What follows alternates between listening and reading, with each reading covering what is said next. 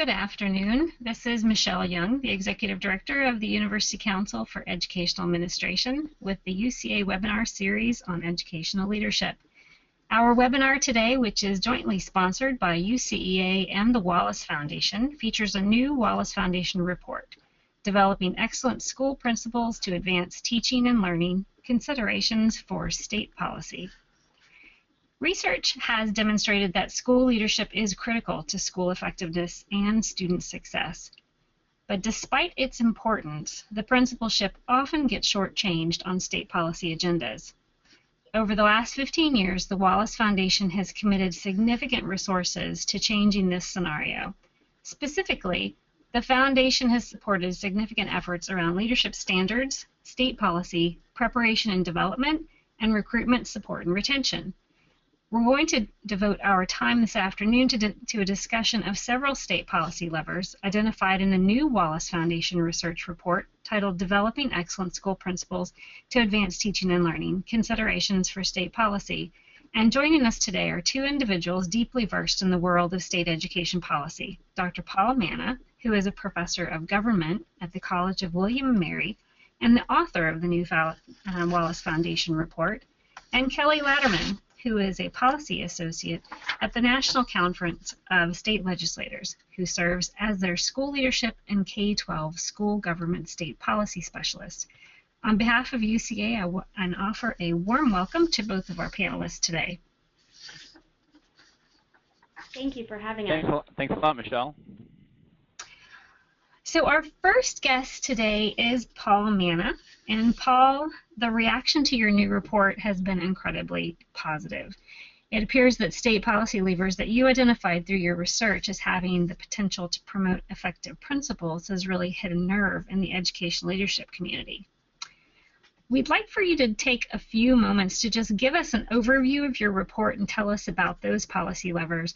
And in particular, the UCA audience might be very interested in your ideas about district partnerships, licensure, and preparation program approval. Okay, that sounds great. I'm glad to do it, and thanks a lot for the invitation to participate and to talk with the group. I also need to send a thanks to anyone who's listening today who actually responded to the survey that I sent. You may remember back about almost a year ago now, we sent a survey trying to gather input from faculty at colleges of education who are UCEA members. And so if you download the report and you look through it, you'll see that feedback reflected in there. So I just want to extend a thanks to anybody who happened to complete that for us. So next one I want to show you is simply an overview of the report, which gives you the three main sort of pieces of it. And I'm going to spend my time today walking you through those three pieces. So we begin with the discussion of simply the policy agenda, and we try to situate principles on that agenda. Where do they sit relative to other topics and other issues? The second main part of the report, which I would consider to be sort of the heart of the report, is a discussion of these policy levers that we've identified that we think if a state were interested in helping to improve the quality of principals, these are policy levers that state officials could consider. There are other things they could do as well, more generally, but the focus of the report was to really zero in on the things that linked the most explicitly to principals themselves. Then the third thing is to underscore the idea that all states are different, and states, even within states, there's a lot of variation across different localities. And so it's important to recognize that if states do choose to use some of the we highlight that they need to be attentive to the context in which those levers are being pulled. So at the bottom of this first slide, there's this important note which indicates, kind of helps to double underscore that point. The items that are proposed in here really are meant to be a catalog of considerations, and the report is not meant to be sort of a five-step program for success in states. Really, how these things get used in states, it'll depend a lot on sort of the artful crafting and developing of ideas, rolling them into the field, and implementing them. So that's the broad overview. Before I get into those three specific points, there was one other thing that I wanted to mention also, which is my next point, talking about the role of the school district and the role of local context. So even though the report is, highlighted or headlined as something for state officials or for state policymakers to consider, it's very important that they recognize the key role that local officials should play as well. And this is where I think there's a potentially very important role for UCEA, its members, faculty, and colleges of education, in part because you all can serve really in some ways as a bridge between the policy environment in your states and the local school districts and the principals with whom you work. So a main point that comes out of this report is that none of these policies will really matter unless they are adopted and then implemented in ways that actually change practice for the better on the ground. And again, universities play a really important role in training and principals and helping them to do their jobs well. So there is this great sort of nice nexus where you folks sit relative to the state policy community, but also relative to the local communities where these things hit the ground. So with that, let's jump into the first main topic, which is principles and the state policy agenda. When we began doing the research for this project, we didn't really envision this as a main part of the final report, kind of what we were imagining the report would be. But the more we got into the research and the more we talked to people and read and did our research, we realized that this is an important point to highlight. The overall finding really is that principals have a relatively lower place on state education policy agendas compared to other topics.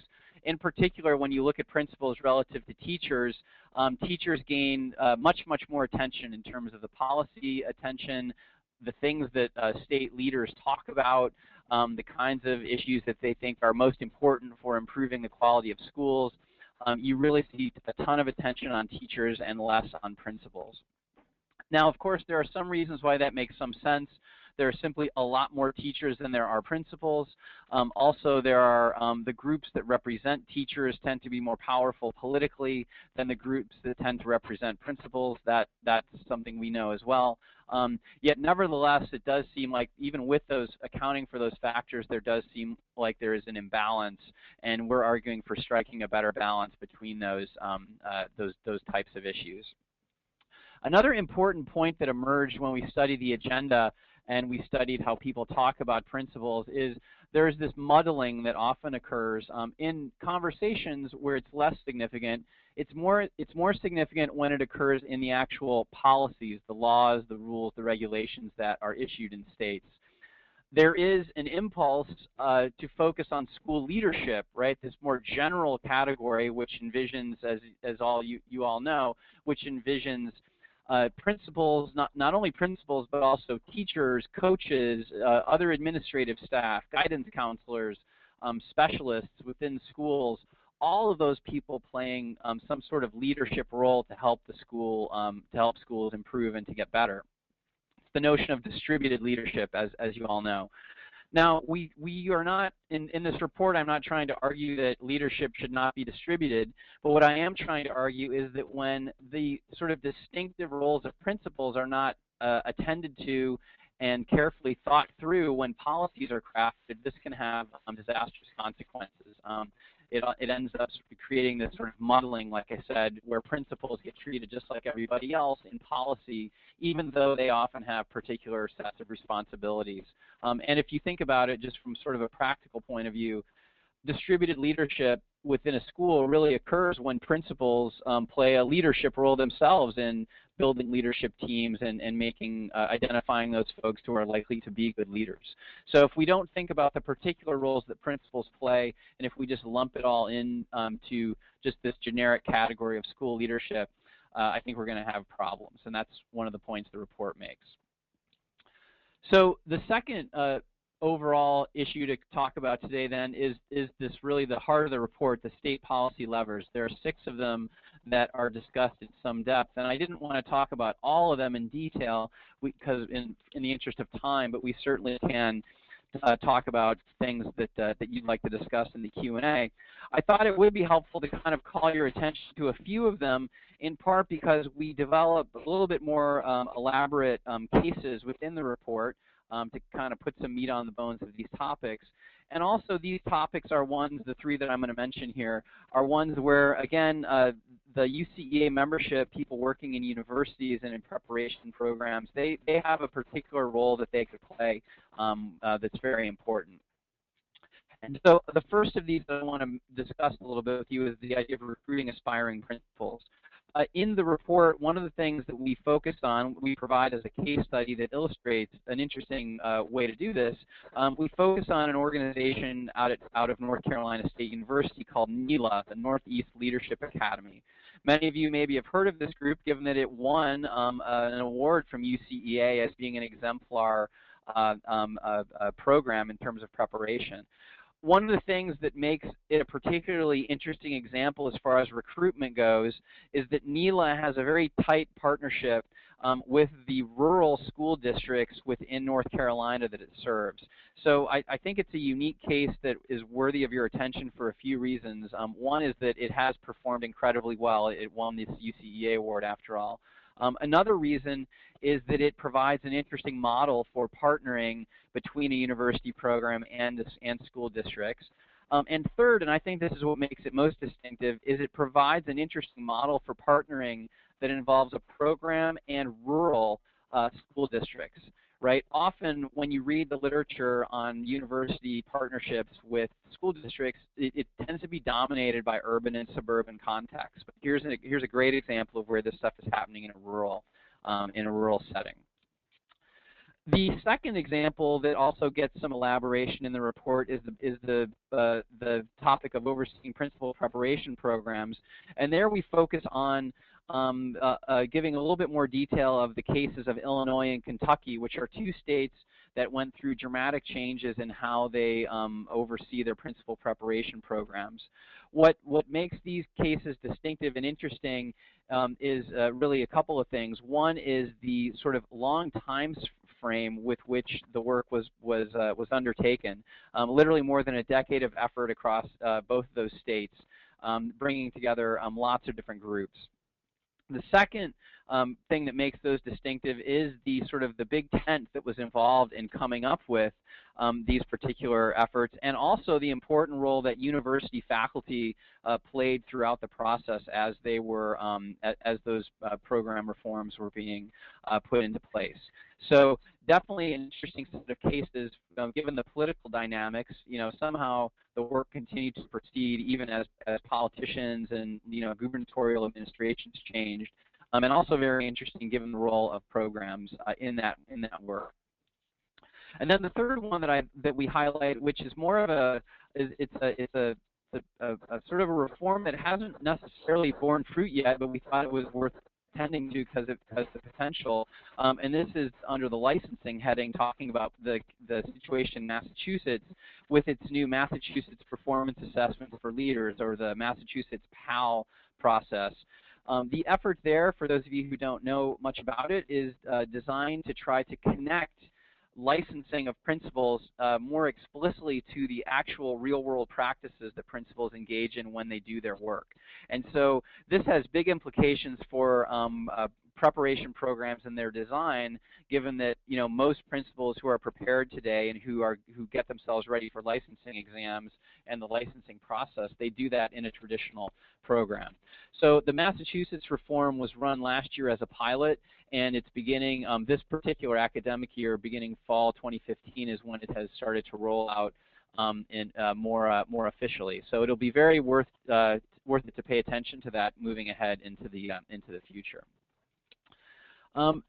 With that, though, there's this third point which is very important, which is state and local context. And we highlight 4 contexts in the report, which are designed to really remind people that the 6 policy levers on the previous slide that you just saw are potentially valuable policy levers for states to pull, yet if they are not used with some attention to the context in which they will roll out, then they won't really produce the successes that people are anticipating.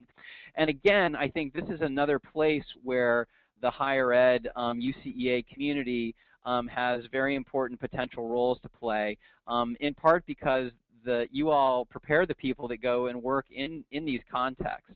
So when you look at education governance, for example, higher ed programs are kind of in the middle of lots of different governing institutions, right? You all have some expertise in knowing what it means to deal with state legislatures, with state boards of education, with state boards of higher education, with state standards boards, right? Governance is very complex, and you all sit at the crossroads of a lot of that. Not to mention the regulatory environment, which comes from state education departments too. In terms of the diversity of locales where policy is implemented and also the capacity of those locales, this is where higher ed institutions, I think, have an important role to play as well, given that they often provide sources of capacity in diverse locales where that capacity may not exist. So in terms of the service that you all provide, in terms of the resources and the research that you can bring to these communities, it's really when the ducks kind of get lined up in a row and things really are working well, we've seen evidence where partnerships can really be transformative in local communities and also serve as models that states can think about adopting more broadly statewide. We also talk about some of that in the report. And then lastly, the most important context, I think, for these conversations is to think of the context that occurs in the principal's office, the menu, the web of policies and practices that are demanded, put huge demands on the time of principals that bear on the work that principals can do. This is a really crucial thing that folks need to think about as we consider adopting or developing new policies and practices. And so with that, what I thought would be a nice way to conclude would be to talk about, to sort of show you some of these discussion starters, points that people can kind of think of and use to sort of stoke some conversations in their states. The first one, I think, should be pretty obvious to you all, the role that principals play in relation to other parts of the education system truly is important. We know, for example, one of the main reasons why teachers quit their jobs or move schools is because they have an ineffective principal. So by putting principals higher on the agenda, we're by no means saying that these other people are less important. It's just that we need to think about the really potentially transformative role that principals can have. The second point about policy and its relationship to practice is also very important, and this is honestly where I think many schools of education and principal preparation programs need to look, take a long look in the mirror, because as you know, many of the complaints that are lodged against principal preparation programs is that they don't really reflect the real world of practice. And so when university programs are criticized, it's often because there is this disconnect between theory and practice. So never forgetting that that how policies get carried out in schools really is a function of what the principals are doing every day. And for those principals to do a better job at that work, the preparation programs need to be deeply connected to that practice. Clearly some of them are, but many of them are not, and this is a place for important future conversations. Which also just underscores the last point, which sort of highlights the sort of complex menu of demands that are placed on principals. Anyone who's ever been a principal knows that you go to work each day trying to decide which law you're going to break because there are so many, and so many are conflicting with one another. So that's really a broad overview of what's in the report. I don't want to take too much more time because I know we're going to have some time for discussion. So let me, with that, let me turn it back over to you, Michelle, and I'll hand the baton off to you and Kelly. Thanks a bunch, Paul. And it was a really great overview. And for anybody who has had a chance to read the report, which can be downloaded at the URL that's on the screen, and we'll also pop that into the chat box so that everybody can click on that link. Paul did a really nice job in about 12 minutes taking a 50-page report into 12 minutes, which I think is really kind of impressive. Thanks also for the mention of UCA's recent award-winning program, NELA. That's a really fantastic program for anybody who's looking at exemplars, as well as anybody who's interested in trying to incorporate exemplar program features into a rural area. Before delving into the questions from our listeners, and I'd just like to remind listeners that you can put them in the question section of the dashboard, we want to turn to our second guest, Kelly Latterman from NCSL, to give us a little bit of a sense of how some of the ideas that Paul has just shared with us from his research are actually being put into place within different states. Kelly? Great. Thank you, Michelle, and thanks for having me. I'd like to start with just a quick overview of who the National Conference of State Legislatures is. So our organization is bipartisan. Our members are the legislators and legislative staffers in all 50 states and U.S. territories. And we work with those members to improve the quality and effectiveness of legislatures and to promote policy innovation. So members working with us receive factual information and enjoy connecting to policymakers in other states who have faced similar events. With that, a few comments on state action. So taking Paul's state levers and key conclusions in account, I'll actually quote his report in saying that states have both formal and informal powers that they can wield as they attempt to develop more effective principles. And local schools and school districts play a role in all these areas as well, but that does not mean state leaders should remain on the sidelines. So we absolutely agree with him, and as you'll see in front of you, there are 5 state actions that we've shared with our members in past reports in talking about steps that they can take and use in conjunction with those levers. So the first, creating a state commission or task force, I'll highlight in a moment. But what I want to do here is just reiterate a point that Paul spoke to too. When asking about the state policy front, it's important to understand that legislatures have traditionally enacted teacher policies, but there has been less activity around school administrators. So that's nothing new. You heard that from Paul. But I just want to highlight that teacher policy has often influenced administrator policies. So examples of that include both evaluation and preparation. As examples, the evaluation idea of tying student achievement data to educator evaluations started first with teachers and then often moved to principals. So in the early days, we would actually see some bills that would say teacher and then the words, quote, and school administrators would be added. So it's been a similar story in preparation as well. Traditionally, teacher programs have garnered more attention on the state policy agenda, and we have seen a slight shift, but still teacher policy receives much more of the attention. So with that, I'd love to share a few legislative examples today to highlight some of the things that actually are happening in the world of school leadership, or as Paul would say, specifically principal policy.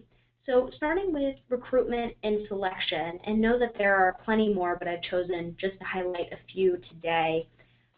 Washington Senate bill expands alternative routes to certification and expands administrator preparation programs to include both community and technical colleges or non-higher education providers.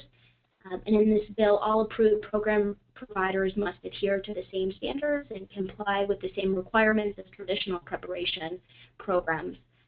This bill also requires an annual review of educator workforce data to make projections of certificate needs and to identify how prep program recruitment enrollment plans are reflected and what the needs are there. And then Arkansas, with a few bills in 2003, created their master principal program, and then in addition, in 2009, increased the opportunities for school counselors to become school administrators. So expanding the opportunity to have counselor eligibility for administrator licenses. In terms of ongoing professional development, in Oregon, you have the Career Preparation and Development Task Force and in Wisconsin, you have supplemental mentoring for principals in the state's lowest performing schools. And then in response to the second part of that question on state policy levers, I'd like to highlight one state that has taken action to create a state task force on school leadership, and that is Maine. And I'll ask for the next slide there. Thank you. So Maine's story actually began with the invitation from a professor in a principal preparation program. So the professor invited the chair of the Joint Standing Committee on Education to attend a weekend class where principal candidates had been tasked with coming up with legislation that would improve the principal pipeline in Maine. And I would say anyone who doesn't have that in their curriculum should definitely try it out, because wow, did it end up becoming such a wonderful thing. So Senator Langley, in this case, took that invitation and attended the class. And he loved what he heard and took a greater interest in school principals. He then attended an NCSL meeting on the topic and went back to his state where he proposed a task force on the issue. And the task force included 3 legislators, the director of the Principal Association, multiple principals, superintendents, a school counselor, an AP, a professor on school leadership, a variety of key stakeholders. And this task force is now working on recommendations to the legislature as we speak. They actually just finished up their last meeting, and I'll be curious to see what those recommendations are. But they're trying to innovate and engage more legislators. And one of the things they did, pictured here, is this day in the life, legislators learn with principals. So the event, all members of the Joint Standing Committee on Education were invited to participate, and most all of them did. I think 2 or 3 were unable to due to some conflicts and being out of the country, but great response from the legislators overall. So NCSL, we worked with MPA, the Maine Principals Association, and they identified highly effective principals based on location to pair with legislators in their home districts. So each pair spent the entire day together at the school, and we told legislators they were to arrive at the beginning of the day and plan to spend the whole day there. So if that was starting at 6 and ending at 8, then that was the expectation. And while shadowing, legislators were instructed to observe and ask questions, interact when possible with community members and students and faculty, but the idea was really to give legislators an inside look into the lives of school principals. And in advance, we provided legislators and principals as well with some discussion topics for directed conversation. Then at the completion of the event, the legislators responded to both an online survey and some individual interviews. And in those interviews, we covered a few topics, and you'll see those in front of you: preparation, licensure and certification, compliance, performance eval and professional development, along with work-life balance, and then anything else they had on their mind. And there were a few things there. And what I'd like to do is just share a few of the responses with you all, because it's very interesting to see the perspective of legislators on how it is to be a principal in the school. So we'll start with some challenges. And the challenges, from one representative, Brian Hubble, the challenges are 2 competing immediate priorities: the day-to-day operations of the school and being the facilitator and leaders of education change represents the state expectations from them as well. It's a lot. Another who said it's tough to move forward on larger issues when dealing with smaller fires, and then many others who mentioned time, paperwork, dealing with students' home lives, and a lack of resources. We then asked them about principal preparation, and one said that the principal they shadowed felt that most administrators are not trained well and are forced to learn as they go. Another said that they believe this individual they shadowed was well prepared, but he made it clear that a lot of that came from mentoring. And then another who said they didn't feel principal prep completely prepared them, and they questioned whether anything can really prepare a person for this job, as they felt mentoring with model administrator would have been helpful in this case. So we then asked them about policy levers, and this might be interesting for you, Paul, but the first one being from Representative Victoria Cornfield, who's the co-chair of the Education Joint Committee in Maine. And I liked this one. People do not go to the energy committee and feel that they are experts because they use energy. People come to the education committee feeling like experts because they went to school. We need to say no to more bills. I'd like the Department of Education to use their limited resources on the schools with the most need instead of mandates for every school. There were other legislators who responded that they needed to push the state to increase education funding and appropriations. And then another who said principals and superintendents cannot move forward until the legislature makes the rules, and that this school principal expressed to them that they have to react once the session is over. Essentially, they're creating policy and then the schools have to react. It must be frustrating as a principal, and this legislator said it was a very humbling experience. Next, we have areas to consider. So we asked legislators, did you discuss specifics of the principal pipeline? And a few different answers here. Some said that good job training and professional development are key. Another saying professional development and recruiting are critical. And then this question or statement, if you will, that popped up in many different answers. And it's essentially states do not do enough to involve legislators. And that really came up again and again, the idea that state legislatures need to do a better job of hearing from practitioners. And I would mention at this moment as well that it's, of course, very beneficial to hear from you all. I'll end with key takeaways. And given that give the schools the resources they need and keep the new education policies at bay, Senator Rebecca Millett says. And another saying, given that they have an ability to impact the state of education, they have a responsibility to spend time with professionals and get their feedback.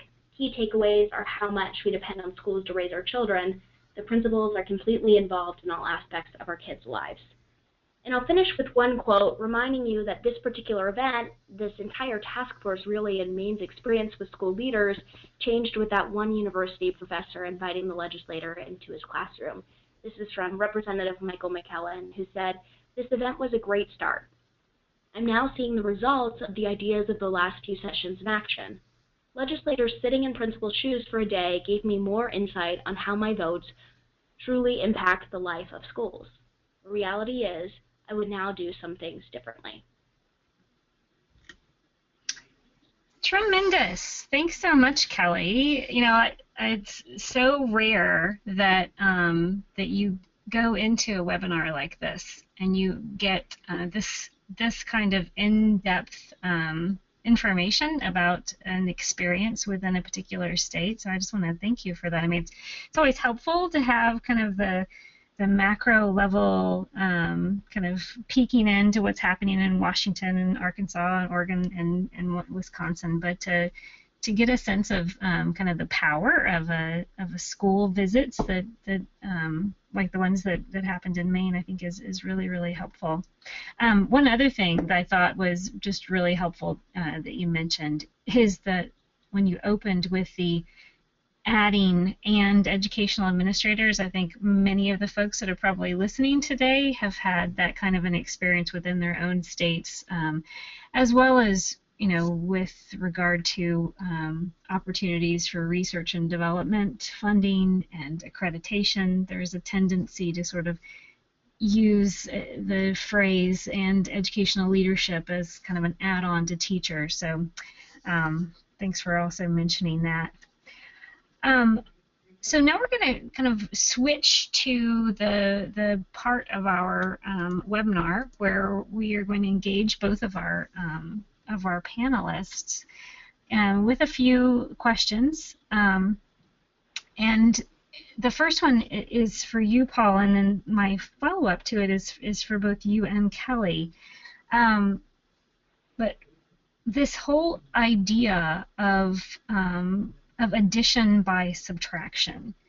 You know, this has been a long-standing issue when we think about all of the things that educational leaders have to do. And, you know, Kelly just alluded to that the legislators were a bit kind of surprised that there are so many different responsibilities and the day is not necessarily one that's always predictable. And and currently within our field, we have a new set of practice standards that have expanded from 6 to 10.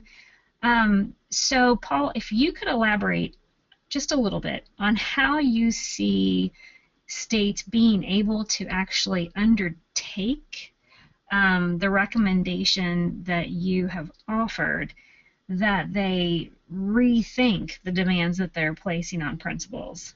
How would you see something like this actually occurring? Sure. And I love the quote, by the way, Kelly. I wish I would have had it to include in the report. But that one really hits it right on the nose. I've got a few ideas on this as far as the practicalities go, and it could be sort of as broad or as narrow as a state wanted to make it. But one of the things that I think could be incredibly valuable, and it attests to the example that Kelly gave, is spending some time to actually hear from people who do this work every day, to understand what are the different responsibilities that they bear, right? What are the things that demand of their time? I'm a scholar of bureaucracy and policy implementation, and education is the case that I look at. And so one of the things that general literature will tell you, as many of you know, is that policy is not what the legislature says it is. Sorry, Kelly. Policy is what people do on the ground when they're trying to execute the law or execute a regulation. And so trying to figure out what it is that principals actually do. States could do this in a lot of different ways, by convening focus groups, by convening task forces of the kind that Kelly described, just to get an understanding of what the work is actually like. I think that sort of dialogue would could build some important knowledge within states, just hearing from people and knowing what it is that they do. And I'm not talking about just literally, a one-off, a principal testifies at a legislative hearing or meets with the State Board of Education, some sort of a sustained set of events where multiple principals around the state get to talk about these issues, because things will vary depending on the locale too. This is one of the points we make when we talk about contexts. So that would be kind of a broad way to think about it. A more narrow way to think about it would be to take some of the current kind of hot button issues that are being pushed out right now that demand a lot of principals, and to say, okay, if we really want principals to do these things and do them well, how could we then think about the things that they shouldn't be doing, or how could we adjust current requirements or demands so that they can do the new things that we really want them to be doing? And here I think a great area to focus the conversation and to focus some deep thinking would be around the new teacher evaluation requirements that exist, right? Because we know that principals do a lot of the heavy lifting for teacher evaluation. And so if indeed that really is the thing that we are putting atop the agenda, then something just has to give, right? Something has to go. And so hearing from principals, hearing from researchers who are studying how teacher evaluations actually work, this is where we also could get some traction, but in a more sort of narrow sense. And then I think lastly, something that could be done that would be even more formal would be to literally, and this is along Kelly's kind of task force recommendation, is the state legislature or the state board of education, let's say, could pass some law or some provision that calls for the creation of a task force to do a comprehensive audit of responsibilities that bear on the principal, and literally just map out what the state laws and regulations are that demand things of principals, as a way to just get a catalog, right? Get a baseline for where we are, and then that could be the basis for having future discussions about what should go, what should stay, what could be effectively done with the kind of distributed leadership model that I was talking about earlier, right? Many things need to be done. It's not like the work will go away. It's just that who will be doing the work. We could think more strategically about those things. So I'm not sure if that's a short answer, but those are a few ideas to that. Thanks, Paul. Kelly, what do you think about Paul's ideas? And Paul, I don't disagree, with with much of anything you said. I agree with you in terms of engagement and the importance of having principals interacting with legislators regularly and not just in these highly formal settings. You made the point that just testifying in a one-off is not necessarily very important, and I would agree with that, I guess, in theory, but also there are not many principals testifying, and I understand that's because they need to be in the schools. But in reality, I would encourage them, if they do want to be heard, that it's important to make sure your voice is heard in some way. So I wouldn't discount that entirely, but I completely agree that policy changes on the ground in implementation. And so the reality, you're right, that you sort of you pass something in a broad way, but then it's going to be up to the districts to implement. In terms of actually recommendations for what legislatures should be passing, that's not something I would get into, but I welcome your opinions, of course. Can I add one more thing to that, Michelle? I would be curious to hear, Kelly, when you talk to legislators around the country and they talk about the new initiatives or the new things that they are entertaining, is there an attention to the things we're doing now and how we need to maybe scale back or adjust in light of the new priorities? That's the one thing that, it's challenging for a politician to think in those terms, because politicians want to think about their ideas and why they're so great, and it's harder for them to kind of devote time to cleaning up the mess from someone else's ideas that they might not like. I'm just wondering how often this happens already, or if there needs to be something perhaps more formal to really take a look and audit in some way what the demands are. It's a great question. It's hard for me to speak across the board and say nationally that legislators are doing this or not doing that. I can speak to specific examples. One I'll point out, because we just talked in depth, is Maine. And in Maine, that was something that both co-chairs, who, interestingly enough, it's a Republican and a Democrat, because the House is controlled by the Democrats and the Senate by the Republicans. So those co-chairs do a great job together, and they reiterated multiple times to their task force that the goal of the task force didn't necessarily need to be introducing new legislation, but rather it could be correcting old legislation that really, frankly, wasn't helping principals or was in some way hindering innovation. So I think it depends on the state, but when they're really diving in, it depends on the individuals. I think it helps in this case that one of the chairs was an educator herself, a former educator, so brought that experience to the table. But ultimately, I'd just say that legislators, and this is going to kind of sound silly, but they're people too. I mean, they're doing this job oftentimes in addition to whatever their other job is. Perhaps they were a teacher in the past, or their husband's a superintendent or a principal, or their daughter is, or something of that nature, and they really have the best interest in mind of the people they're trying to serve for the most part. So I think when they are passing this new legislation, they're trying in some way to solve some type of challenge, and at least in the case of Maine, they really are thinking about what's already been passed. I would imagine, too, that it's sometimes very difficult to know what has been passed and where it resides within the state code or within state law. So an audit seems like a really great idea to me, but I would imagine, too, that that takes some resources that a lot of states don't necessarily have. So perhaps getting back to one of the suggestions that Paul mentioned in his presentation about higher education providing critical resources, maybe that's an area for some potential collaborations that might be useful. Yeah, absolutely. I would bet if some entrepreneurial education policy researchers proposed such a thing to a foundation or something, to do a study of that something like that could gain some traction, in part because there's just no attention to this, right? And there's really even just a descriptive project could be very helpful in this area. Yeah. Paul, are you looking for a new report here? I think I'm not. I'm trying to help other people do their own reports.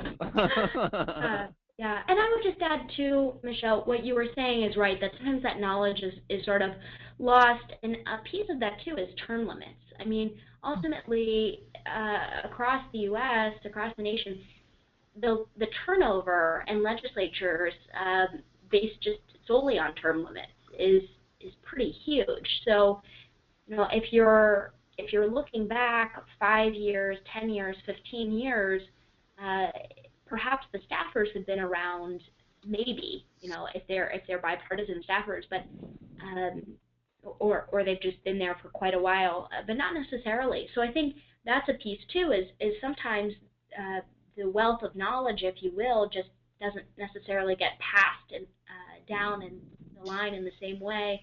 And also, a big piece is what was the logic that went into that original bill? What was the context?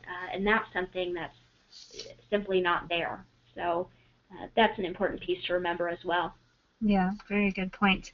Hey, I have a question for you all. It's sort of a follow-up to this. And, you know, Paul, you mentioned that, you know, this is a fairly low status issue that leadership is. And Kelly, you reiterated that you absolutely agreed that compared to teacher education or teacher practice or evaluation, the leadership is always kind of secondary. I wondered, is there any danger in trying to increase the status of this issue? We've been talking mainly about the positives. Paul, I would think you would say there'd be some danger there in terms of over-legislating, but I'll let you comment on that. Yeah, I mean, that is potentially one thing. You know, when you fly below the radar, you have more flexibility to work things out a little bit more informally, perhaps, right? Maybe you even have a little bit more room to try things out that fail, right? Because if it's a failure, it's not done on a grand scale with everybody looking at you. So, I mean, I think it is a realistic kind of point, which I guess it underscores how important it is that people bring evidence to the discussion, right? And it's not just like the other sort of quote that Kelly put up that we echo in the report that I think really hits it, is this idea that, you know, people think they're experts on how schools should run because they went to school, and you know, maybe it's good that there isn't as much attention if that's the level of expertise that people bring, if they think their own personal experience should be the measuring stick for what we should do. So I think it just really recognizing your smart observation, Michelle, I think it underscores even more the importance of people doing the work to bring the evidence to the conversation, and hopefully with persistence and with enough principals, you know, voicing this as well, right? Because Kelly says principals are people, or legislators are people, and, you know, the other thing you could say about principals is a lot of legislators have principals as their constituents. So even just from that perspective, you know, hearing more about what the reality is, I think will help to dial back the chance that things will go wrong if there is more attention, but of course there's no guarantee. You can only try to mitigate, I think. You should add something to that, Kelly. I'm not sure what your take would be. Sure. Well, you know, what I would say is that there's certainly a role for state policy, and it's important for that to be research-based, informed, and not just purely anecdotal. And the state policy levers you lay out, I wouldn't say they originated just with this report, but they sort of existed before. State policy organizations were saying... Let me stop you right there, and I will say one reason why those things are in the report is because state policy organizations have been saying a lot about them. I will make no claim to originality on that. Sure.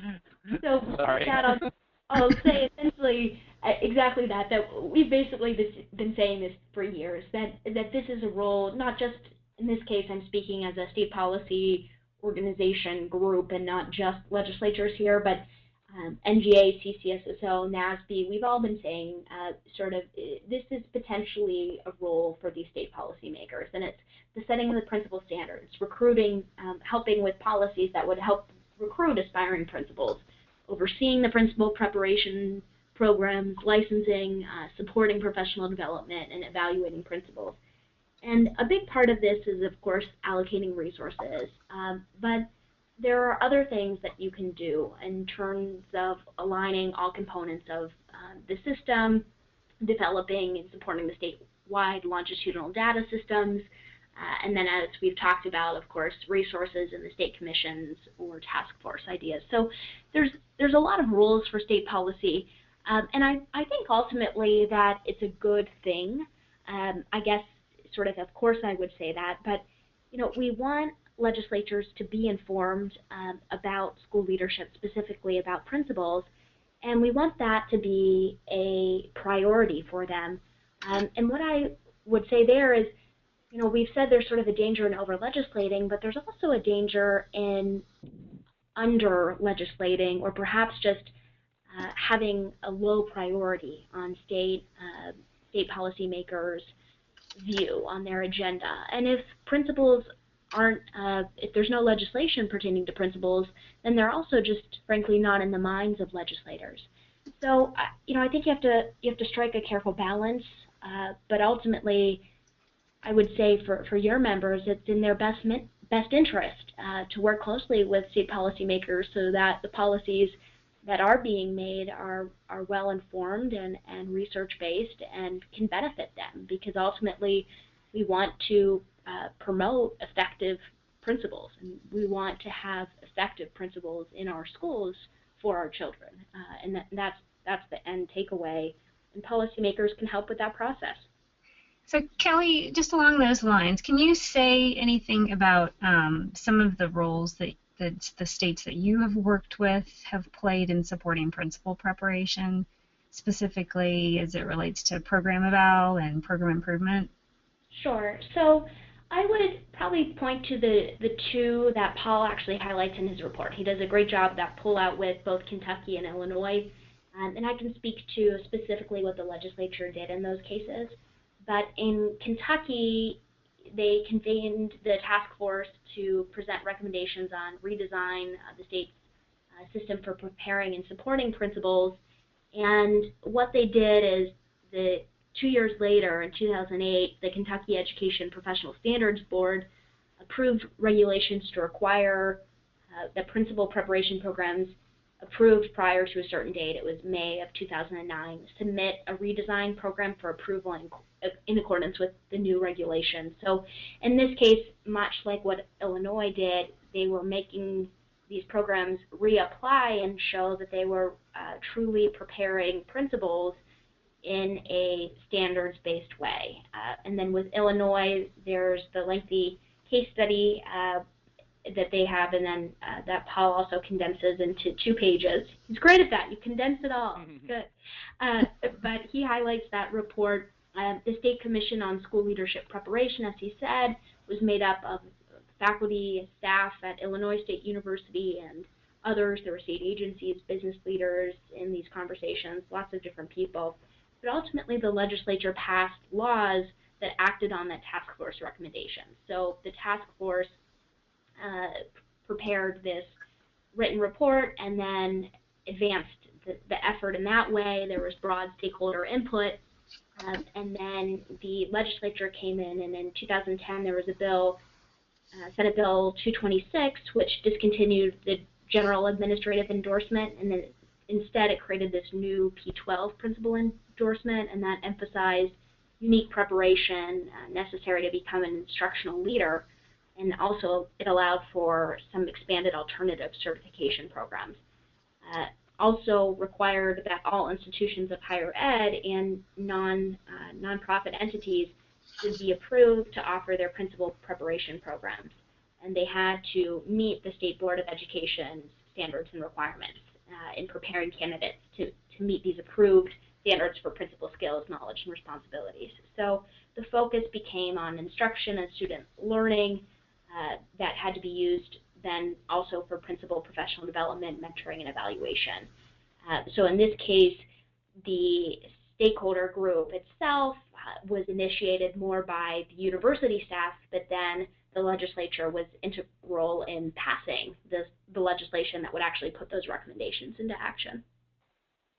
This whole issue of statewide task forces seems to be really kind of important. It was something that I can't recall if you emphasized this a lot in your report, Paul, but I know you did at your presentation in DC.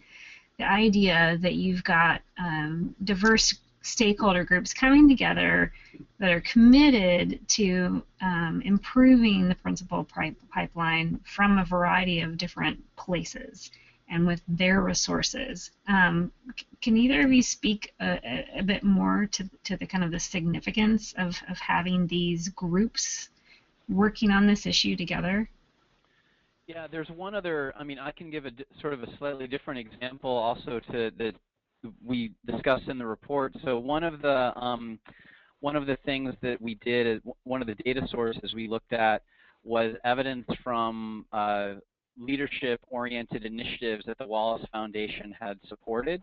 And so the question was, Wallace has given money to various grantees at the state and local level to support principals in their development. What happens when the Wallace money runs out? And the question one of the questions we asked of the Wallace grantees, it was about 30 in all, was what are the different groups or entities in the state that helped to sustain the Wallace work? So not all of the work was sustained, but if you thought of the work that was sustained, what entities in the state were instrumental in helping to sustain it? And the thing that was fascinating in those responses is that there were lots of different entities mentioned. Some of them were inside the government, things like the state agency. It was rated as being very important. But there were lots of organizations outside of government, professional associations, nonprofit groups, other kinds of organizations that also played a really important role in sustaining the work. The other interesting thing is the mix of these organizations that helped sustain the work varied across states and across sort of different sites. And so to me, that really underscores the fact that there are really lots of different groups that have something positive to contribute to this work, and it's just a matter of trying to craft these networks of actors and to help kind of put them in situations where they can productively harness their energies. This is why I think the case that Kelly just gave a little more detail on here, Illinois, helps to illustrate that. There was a formal kind of, it began as informal kinds of conversations and some policy entrepreneurs kind of taking action, but eventually there was a formal kind of system created to help foster these networks of groups and to help bring these different groups together. And so that to me, that's really, if you're going to sustain something, that's what has to happen, or else it's one person's idea, and then as soon as that one person isn't there, things are going to go away. I should mention too another entity that has, if people want to read more about it,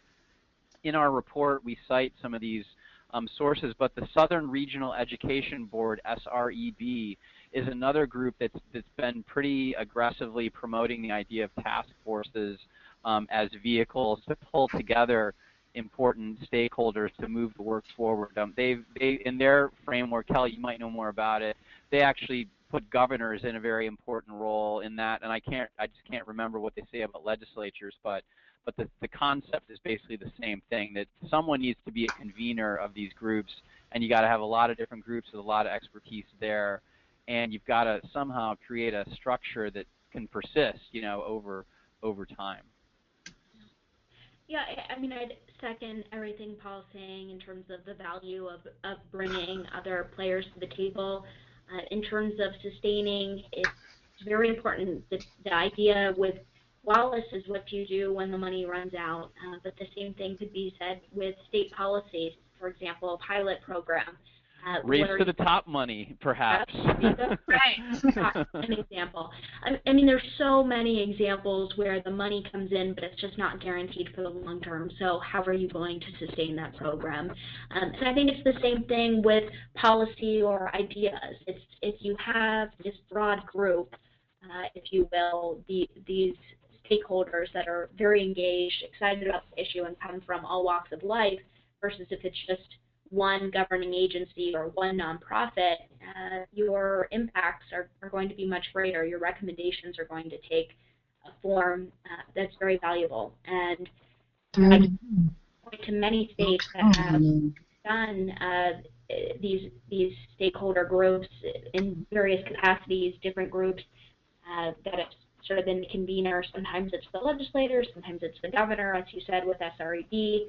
I've actually worked with NGA in a few southern states, and perhaps they're even on the call, but West Virginia, North Carolina, and Tennessee we've been working with this past year, and they've been having some great conversations about improving the pipeline of effective principals in their states. So these conversations are certainly happening, and getting a seat at that table, of course, is important, and voicing your opinion is important, but also just to make sure that the groups that are convening these stakeholder work groups know who the key players are, and so that can be important as well. But yeah, task forces we've seen be incredibly effective, especially when you're doing what Paul talks about and sort of scanning the policy agenda, if you will, looking backward and looking forward. And it's not just one piece of legislation, but rather an entire overhaul, potentially, of your state system.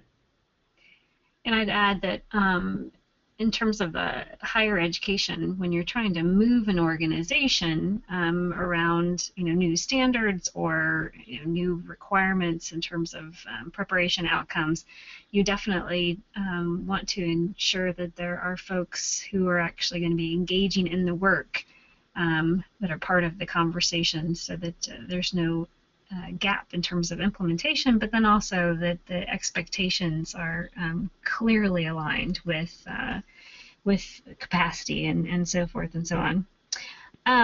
We are almost out of time. Actually, we probably are, but before we end, I wanted to make sure that if you all had any final thoughts, that you had a chance to say some final words.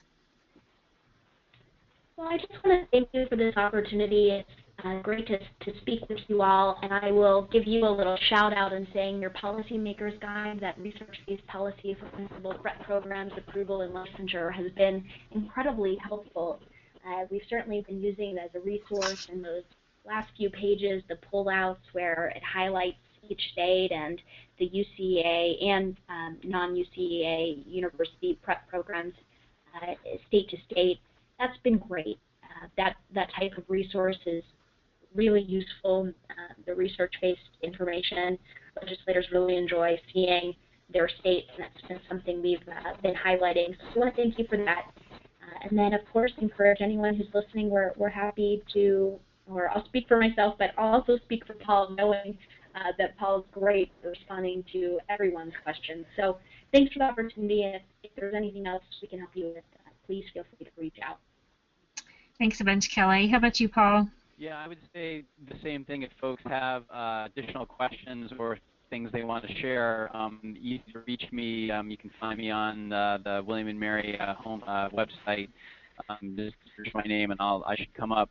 And then also, I guess, given that this is a talk with the members of UCEA, it goes without saying that there is a lot of attention on preparation programs, right? And I think that if the people who work in and lead these programs don't take the initiative to help frame and set the agenda and to provide evidence about what is actually happening, then we will get kind of the bad result, which Michelle was alluding to, is you get a lot of policy action but without a lot of input and a lot of information from the people who it will affect. And so these are really important issues, and I think given the relatively low status there is an opportunity for some people with smart thinking and good ideas and evidence to really have an impact on a conversation. So someone's going to seize that opportunity, and it could be you if you choose to do it.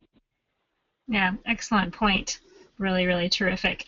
And thanks again, Kelly, for the shout out on the Policymakers Guide, which we will be having a webinar on in February. Yeah, thanks so much to both of you. This has just been a really wonderful conversation, and we really appreciate your contributions. And of course, we appreciate the very important contribution from the Wallace Foundation, which enables webinars like the one that we offered today to be possible.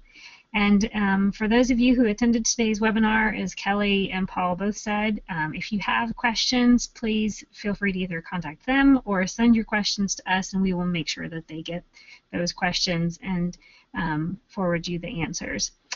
And for those of you who are listening and want to share this discussion with others, there will be a recording that's available next week on www.uca.org, and we encourage you to share it. So with that, we'll say goodbye and wish you all a very pleasant week. Thanks very much. Thank you. Bye, everybody. Bye.